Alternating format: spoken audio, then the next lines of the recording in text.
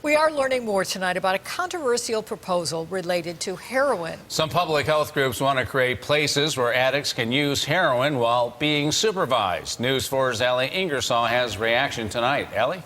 Don and Jackie, the group proposing these safe using sites haven't released many details tonight, but they're saying a health official will be on hand, making sure users don't overdose. The people we spoke with tonight don't support this idea, saying supervised or not, this proposal isn't ending the epidemic. I don't think this proposal is going to resolve this epidemic that we have.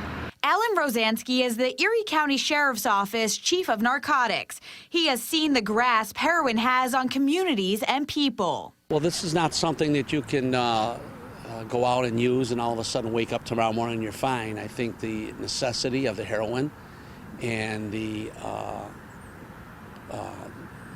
monies that it takes to purchase the heroin is going to lead people to do things they wouldn't normally do. One of the families impacted by addiction are the Israels. Avi Israel's son, Michael, became addicted to opioids after being prescribed them to treat his Crohn's disease. Addiction took over his life, and Michael took his own life in 2011. Since then, Avi has been an advocate to increase resources available for addicts. This, to me, is a noble idea.